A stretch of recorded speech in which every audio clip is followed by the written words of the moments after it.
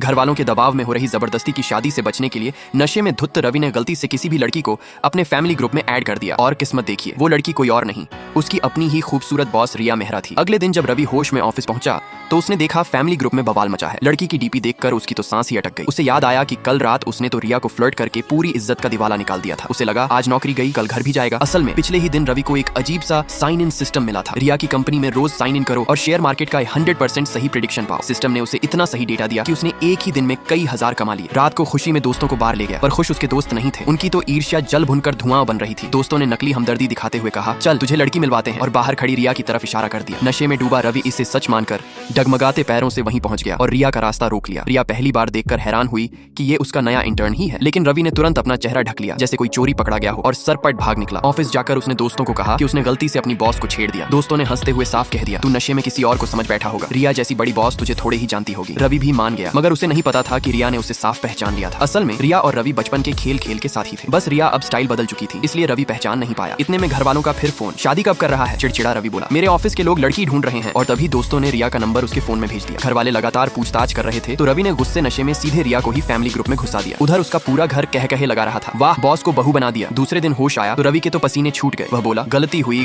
ये लड़की नहीं बॉस है। लेकिन परिवार ने उसे सुनने की बजाय ग्रुप से बाहर ही निकाल दिया। गुस्से में वह अपने सुपरवाइजर मोहन के पास पहुंचा। मोहन तो पहले से ही उससे जल रहा था। नया इंटर्न आकर ही उसकी परफॉर्मेंस की हवा निकाल चुका था। मोहन ने अपनी नकली नेता वाली आवाज में कहा बाहर जाओ, दरवाजा खटखटाकर फिर अंदर आओ। रवि बोला भाड़ में जाओ। दोनों आपस में भिड़ गए। एक और सहकर्मी तो अंदर ही अंदर खुश था। उसे तो उम्मीद थी कि दोनों लड़ लड़कर निकाले जाएं और प्रमोशन उसकी झोली में गिर जाए। तभी मोहन का फोन बजा, रिया का कॉल। मोहन तो डर के मारे सूख गया। कॉल रखकर उसने रवि को धमकाया जो हुआ है बाहर मत बोलना, नहीं तो दोनों की छुट्टी हो जाएगी। रवि समझ गया